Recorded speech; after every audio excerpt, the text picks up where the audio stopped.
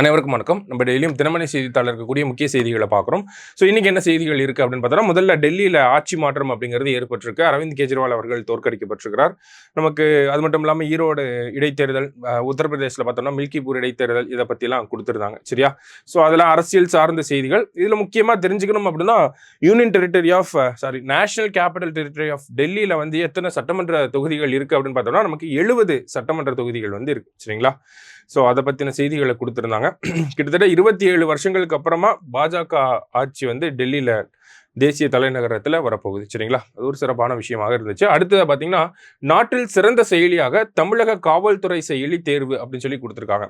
என்ன செய்தி அப்படின்னு பார்த்தோம்னா, நாட்டிலேயே சிறந்த கணினி விழிப்புணர்வு போட்டியில் தமிழக காவல்துறையின் ஸ்மார்ட் காவலர் செயலியை தேசிய குற்றப்பதிவு பணியகம் தேர்வு செய்துள்ளது. அதாவது நேஷனல் கிரைம் ரெக்கார்ட்ஸ் பியூரோ ஒரு காம்படிஷன் நடத்தியிருக்காங்க கணினி விழிப்புணர்வு சார்ந்து.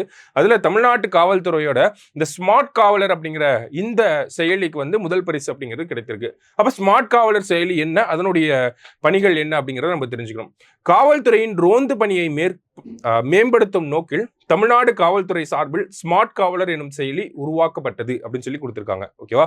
அப்ப காவல்துறை பொதுவா பார்த்தோம்னா நமக்கு இரவு நேரங்களிலும் சரி, எல்லா நேரங்களிலும் சரி ரோந்து பணிகளை மேற்கொண்டுட்டே இருப்பாங்க. அதை பத்தி அனலைஸ் பண்றதுக்கு, அதை பத்தி அந்த விஷயங்களை வந்து மேனேஜ் பண்றதுக்காக தான் இந்த ஸ்மார்ட் காவலர் அப்படிங்கிற அப்ளிகேஷனை தமிழக காவல்துறை வந்து கொண்டு வந்திருப்பாங்க. சரிங்களா? நேஷனல் இன்ஃபர்மேட்டிக்ஸ் சென்டர் அவங்களோட சேர்ந்து தான் இதை பண்ணியிருப்பாங்க. ஸோ இதனுடைய முதன்மை நோக்கம் என்னவாக இருக்கு அப்படின்னு பார்த்தோம்னா, காவலர்களின் பீட் ரோந்து நடவடிக்கையை ஒழுங்குபடுத்துவதும் கண்காணிப்பதும் ஆகும் அப்படின்னு சொல்லியிருக்காங்க. அதாவது இந்த பீட் ரவுண்ட்ஸ் அப்படின்னு சொல்லுவாங்க. ஸோ இதை மேனேஜ் பண்றாங்க. இதுக்கு முன்னாடி எல்லாமே பென் அண்ட் பேப்பரா இருந்துச்சு. இப்போ ஆப் மூலமா டிஜிட்டலைஸ் பண்ணியிருக்காங்க. அடுத்ததா பார்த்தீங்கன்னா, இதனால் காவலர்களின் ரோந்து பணி எளிதாக பதிவு செய்வதுடன் வெளிப்படையாக செயல்படுவதை உறுதி செய்கிறது அப்படின்னு சொல்லி கொடுத்துருக்காங்க. எப்படி இது வெளிப்படைத்தன்மையாக இருக்கு அப்படின்னு பார்த்தோம்னா, நமக்கு உயர் அதிகாரிகள் இந்த ஸ்மார்ட் காவலர் ஆப் மூலமா ஒவ்வொரு அதிகாரிகளும் எங்க ரோந்து பணிகளை மேற்கொண்டுட்டு இருக்காங்க அப்படிங்கிறத ஈஸியா பார்க்க முடியுது. ஓகேங்களா? இதுக்கு முன்னாடியே அதை மேனேஜ் பண்ண முடியாது. ஃபோன் பண்ணி கேட்டு இங்கே இருக்காங்கன்றத அவங்க சொன்னதை வச்சு தான் நம்மளால புரிஞ்சுக்க முடியும்.